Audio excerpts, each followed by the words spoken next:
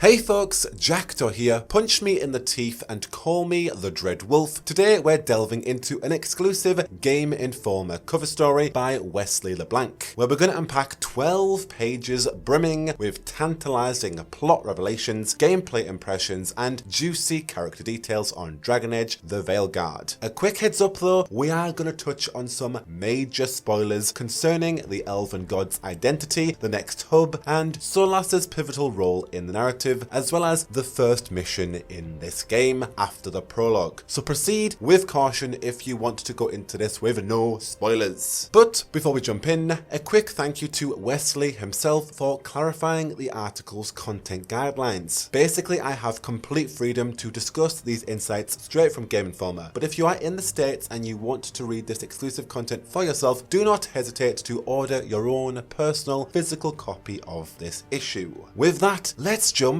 right in.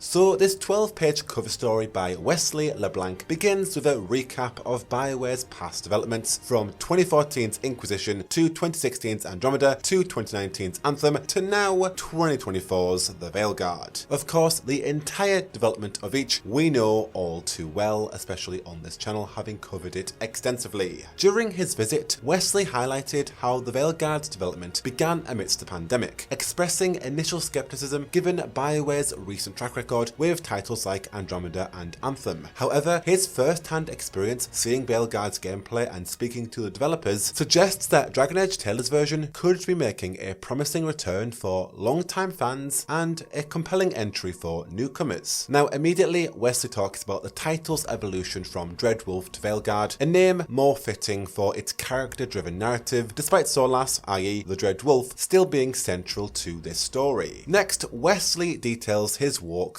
of the game's initial moments, a topic I thoroughly covered last week when we all saw the gameplay ourselves. He discusses everything from Rook's extensive character customization and faction selection, to then the 3 specializations available for each class. The only fresh insight from this section, not previously covered in my breakdown video, is the ability to use a pitch shifter to adjust one of Rook's 4 voices. A very cool addition to the game to really make your Rook's voice very distinct. And then it is off to Minrathous, which follows the gameplay we all saw last week as Solas's ritual to destroy the Veil begins. In conversation with creative director John Epler, Wesley delves into the challenges BioWare faced with the Frostbite engine, a struggle familiar from experiences with Inquisition, Andromeda, and Anthem alike. Originally designed for first-person shooters, Frostbite posed significant hurdles for character-driven RPGs. However, Epler now feels they've finally mastered the engine for this RPG, aligning with their vision for the game's world. Now, during the early stages of Dragon Age 4's development, which was then known as Joplin, we had reports hinting at a new workflow for Frostbite. The team had already established tools and production pipelines based on Inquisition's development, aiming to refine and leverage them for the next project. They adopted a strategy of rapid prototyping and frequent testing, a departure from previous cycles where issues often arose due to delays and engine complexities. And now tying all that together, all in all, with Epler's words here, it suggests that BioWare have learned from past missteps and are now fully embracing the Frostbite engine with the Veilguard, which, as somebody who has covered the development in full, is really exciting and reassuring to hear. And so after exploring the initial tavern scene where we're going to get our first ever dialogue choice, Wesley explains that the camera perspective in the Veilguard will adjust to fit your character. Whether you are a smaller dwarf or a tall, foreboding Qunari, the Veilguard ensures a tailored cinematic experience regardless of your size. Venturing through a Minrathous teeming with pride demons, Rook connects with Harding and Nev before stumbling upon Solas's hideout adorned with his murals. And it's here they discover Solas's personal Alluvian, a mechanical portal now used for fast travel in the Veilguard, similar to how it was used in the Trespasser DLC. and arriving in Arlafan Forest, Rook witnesses Solas's ritual amidst redesigned demons. Art director Matt Rhodes describes these creatures as manifestations of emotions, assembling and disassembling like a floating nervous system shaped by the surrounding feelings of the world.